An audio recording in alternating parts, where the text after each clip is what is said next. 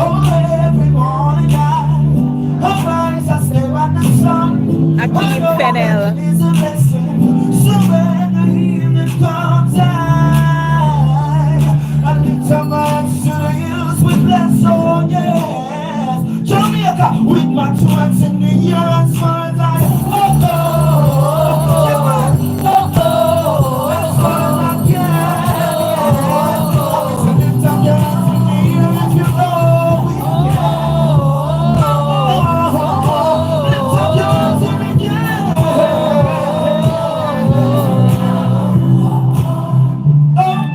Every morning I still at the sun.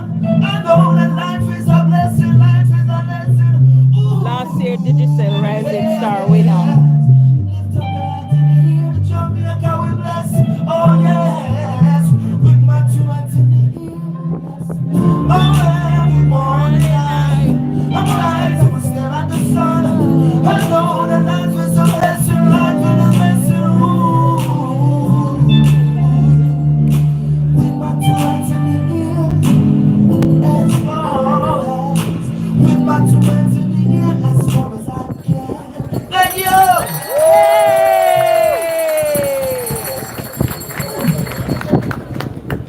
I kind of felt like it was going to get a little bit more, but put your hands together for Akeem Fennel. Yeah. Just getting a little taste of this young man's talent, and I tell you, he's going places. Vision, they say, without action is merely a dream.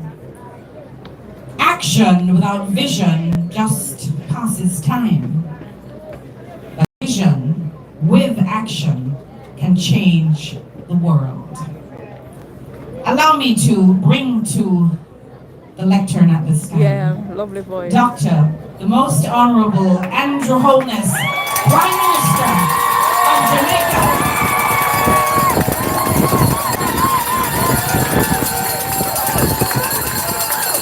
Thank you, everyone. Thank you.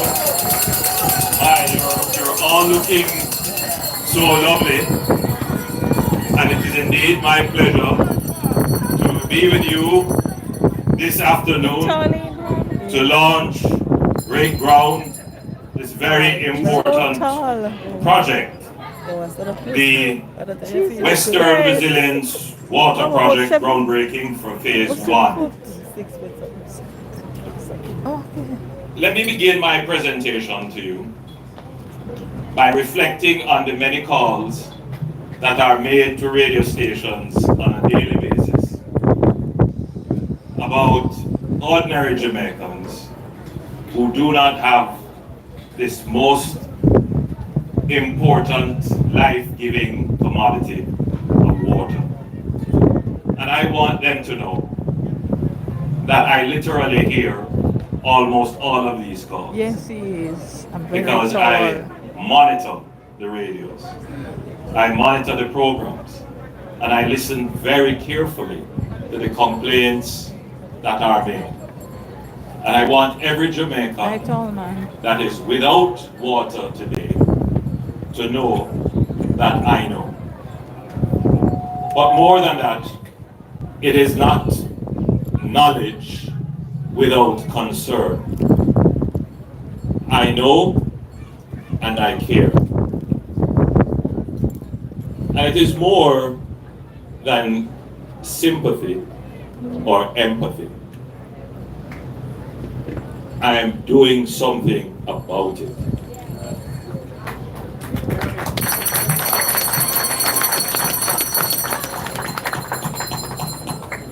And I would wish you to have faith in that.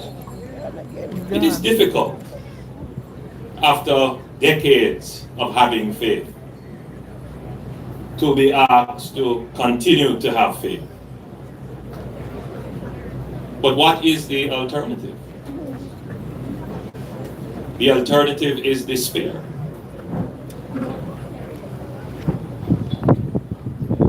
But in me and the government I administer in your behalf, you can take the biblical admonition of faith. It's the substance of things hoped for. You can take this project today as the substance of the delivery of resilient water into your pipes. And it is the evidence of the things you have not seen, but you figure it's there, you know it's there. Well, you have the evidence of it today. In fact, I would want you to consider that in 2017, a community in southeast St. Mary called Gibbs Hill had no water. And while I was campaigning in 2015, I visited Gibbs Hill.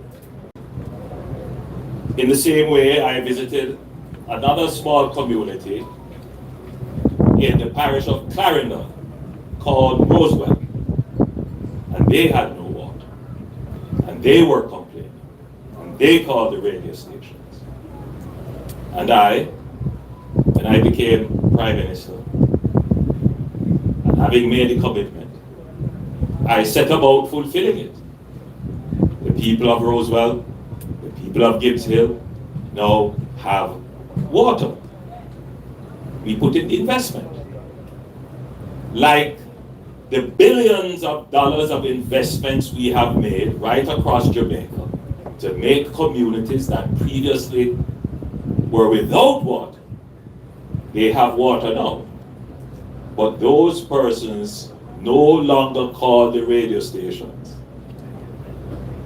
And I would wish that some of them would call and say, you know, 5 years ago, 6 years ago, I did not have, but I have now. Because the narrative that is created is that somehow the entire Jamaica is without water. So let's sum up those 2 points. Point number 1, for the communities that are without water now, your voice is heard. I personally care about it. And the government that I administer on your behalf, we are working hard to correct and improve. And you can take hope and have faith because others that were in your position now have water.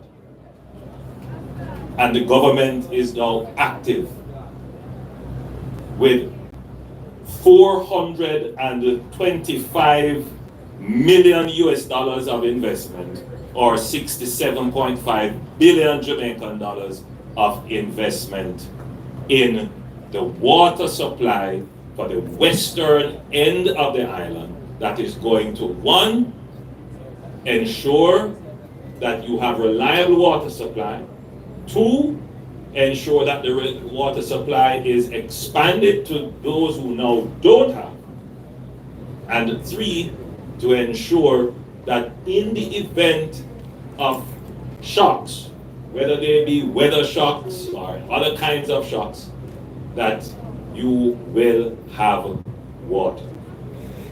And that is not a promise, that is a commitment that is active and strongly made.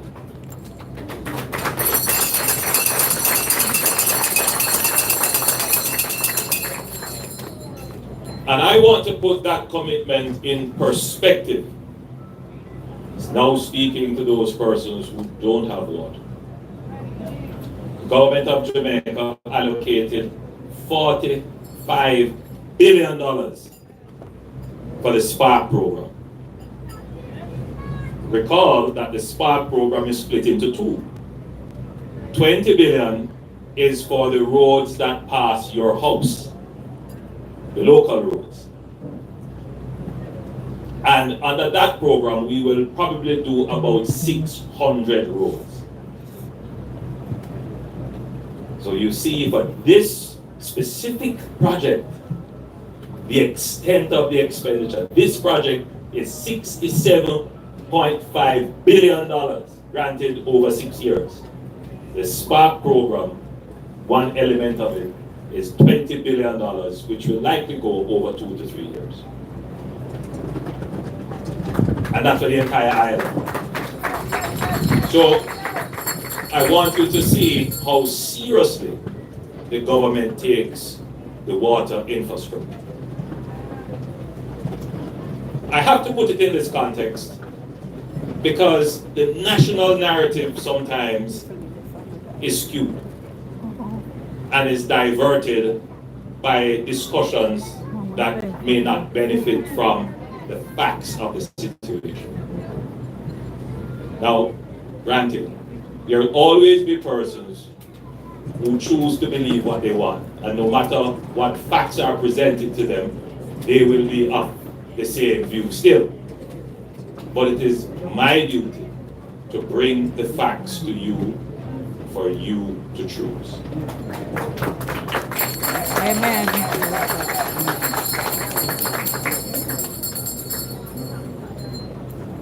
It is attributed to Einstein, the great physicist, though we can't find evidence that he actually said it. But it is usually attributed to him that the people who created the problem cannot be the same people to solve it. What we know he said is that the same thinking that created the problem can't be the same thinking to solve the problem. But the same people who created the problem usually have the same thinking in the first place. They don't change, and therefore you can't ask them to go and solve the problem. What is the problem?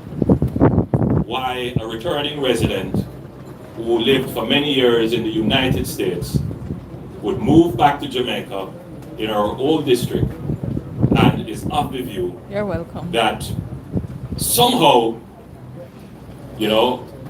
the existing government is doing nothing. And it is ineffective government why there is no water. Now, in a sense, she's correct. But the problem has many dimensions. It is a complex problem as to why we have a water challenge. And though it is complex, it is also contradictory, because all of you would have grown up in school knowing Jamaica to be the land of wood and water.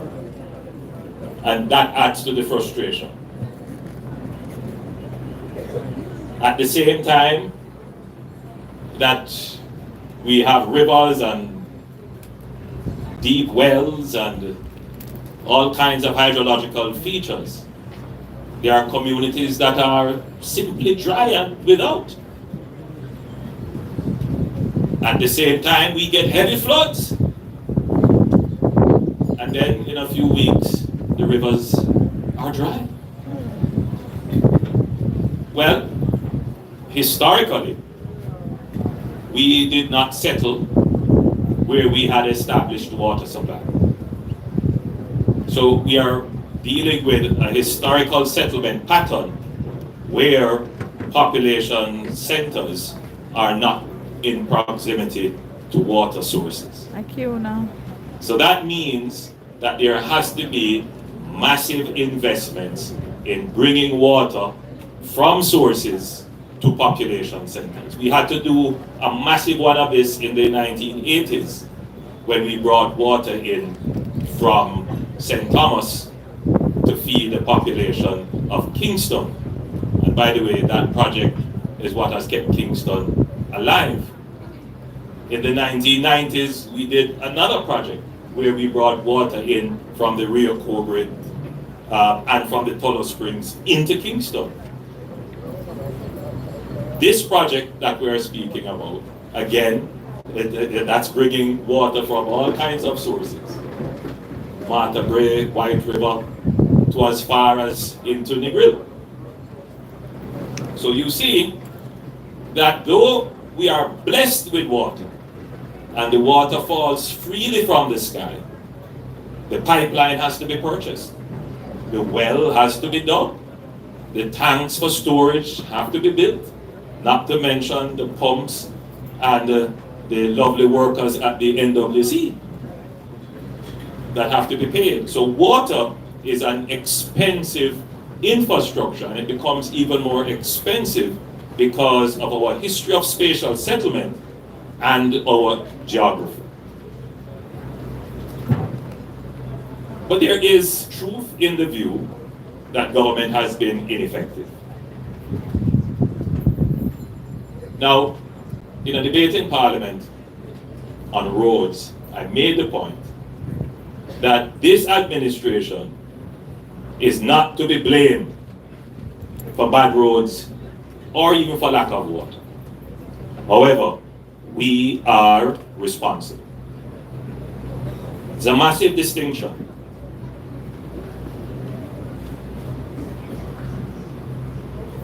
Because at the source of the government problem in water, or the government problems in roads, or the government problem in safety and security, or the government problem in health, is the management of the economy. Because for decades, you have been fed a narrative that the economy does not matter. There are politicians who would have stood up to you and said, the economy can't nyam. Meaning, don't tell me about GDP growth, inflation, debt cut, interest rate low, inflation low. Don't tell me about that. Because, you know, it has no impact necessarily on my household. And that has been the trick that has destroyed wise voting in Jamaica. Because you have separated the means of delivering the things you want from the wherewithal to do it.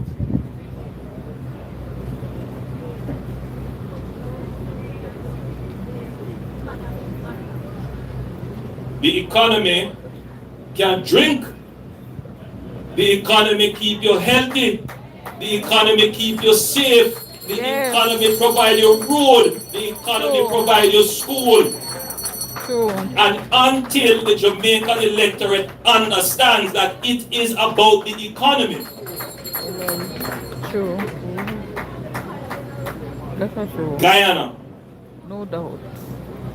recently decided to give an unconditional cash transfer to its citizens from its national budget. And they did several of it. They gave out the household something like $400. They gave students who are going to sit their CSEC exams, they gave them a grant. Where did they get this cash from? The economy. They're building massive highways. The economy. If you go to Guyana now, Guyana's growth rate is, you know, I figure it's in the 50% growth rate, high growth rate. Where did all of that come from? The economy. Guyana discovered oil. Yeah.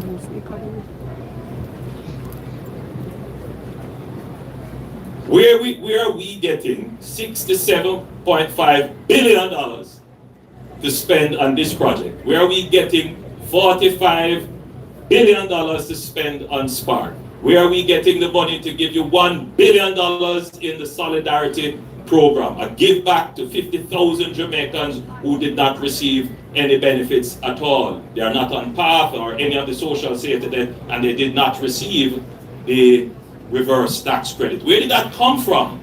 The economy. It came from the dividends from the good management of your economy.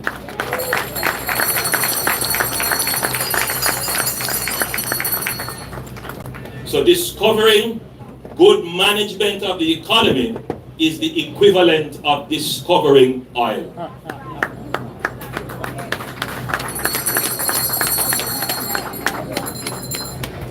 Take that away, and you end up in a situation where your spatial growth outpaces your infrastructure. Take that away, and the actions of criminal elements in your society outpaces your law enforcement capability. Take that away, and your hospitals fall into disrepair and they are unable to give you the service that you require. Take that away, and your pipes, your pumping stations, your tanks, they deteriorate and you have no water. Take that away, and your roads can't be repaired. But no, not everyone looks at it that way. Asphalt falls from the sky like water falls from the sky.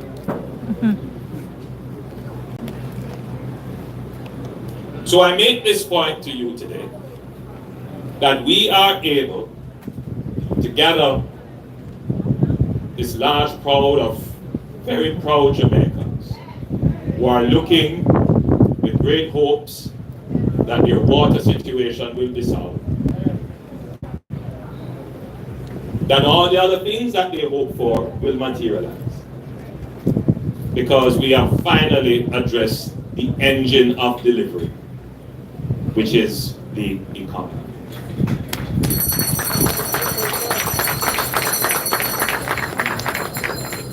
It's not perfect.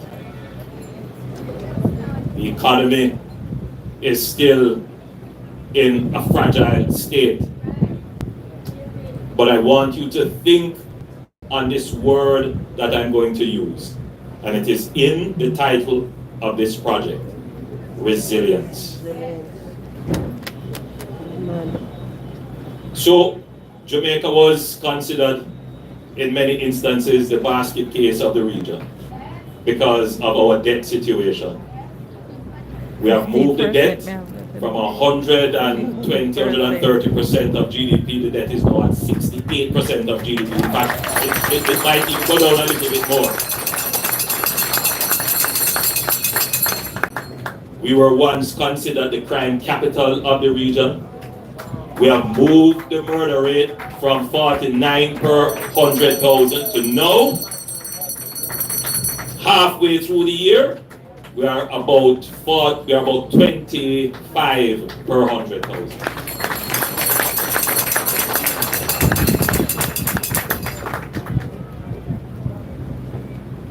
In both instances, it's government policy. Government spent almost $90 billion on our national security. $90 billion. 3 times what was spent in the previous 9 years. But there are those who want to say, no, the government has nothing to do with this, is the police. And all of a sudden the police get new cars, new technology, new kits. It just materialized, like somebody snapped their fingers and it just happened. And of course there are those who want to believe that. Well, if you believe that, you go ahead. But the reality is that government matters. And who governs your country matters.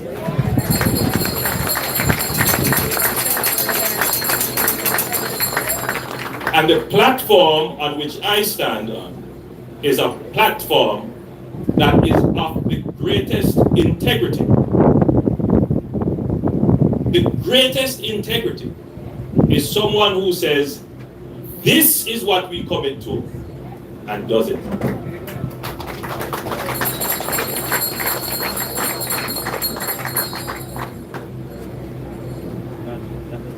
So I go back to all the callers to the radio programs who are frustrated about your water. We will bring water to your district. We will bring water to your community. You will be able to stand in your brand new bathroom that you have built with your soaking tub and all the other modern amenities and have flowing potable water in your home. This is something that this administration is committed to, not just by words, but by allocation. By running your economy well, by using your tax dollars well and wisely, we will put in place the systems to be able to deliver the benefit that you want. It is not, however, going to happen before the next election, as some people would want you to believe. What we are certain of is that we have put in place systems. And as I look to close my presentation to this audience that is obviously wrapped by every word that I've said,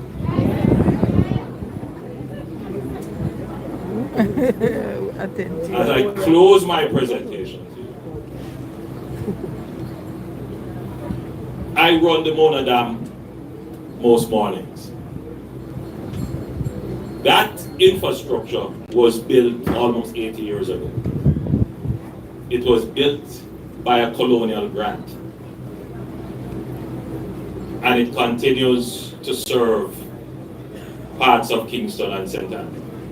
In fact, it is a critical piece of infrastructure, indispensable. As is the Hermitage Dam, which is heading towards 100 years old. Again, built by the colonial government. Both infrastructure are aged. Aged. More so, the Hermitage Dam, which at some point in time, we will have to effect massive repairs or do some other innovative things to it for it to last another 100 years. Infrastructure, whether it is a reservoir or a dam, it takes time to construct. So I want everyone who is calling and saying, I need my water today, to bear this in mind. To construct any infrastructure, you're looking at 6 months to 2 years. But in today's world, the time for planning sometimes is longer than the time for actual construction. Because you, the electorate, the citizens, the residents, also want probity, accountability, transparency, reporting in the process of making these massive allocations. You want to be assured that every dollar of that 67.5 billion Jamaican dollars ends up in the project and not in someone's pocket. Amen. So there is a period of time for the process of accountability, as there is a period of time for the process of construction. I did not wake up this morning and say to Minister Sabuda, come, let us go break ground for the $67 billion project.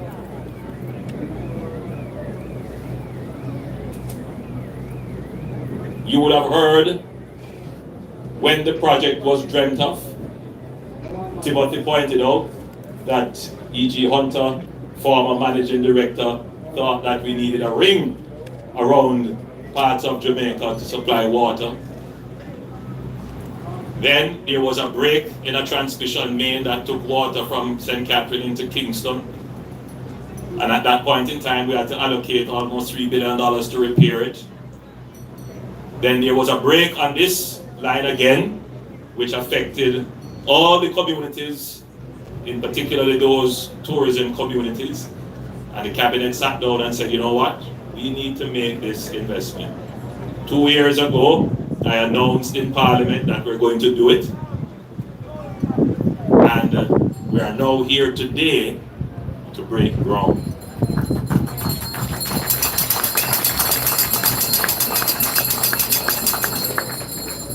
In the same way that 20 years ago, or more than 20 years ago, we decided that we would do, or the vision of the Montego Bay Perimeter Road was born.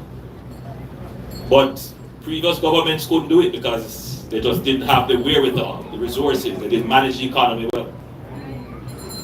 Now, 2 years ago, we broke ground and wearing a shirt similar to this.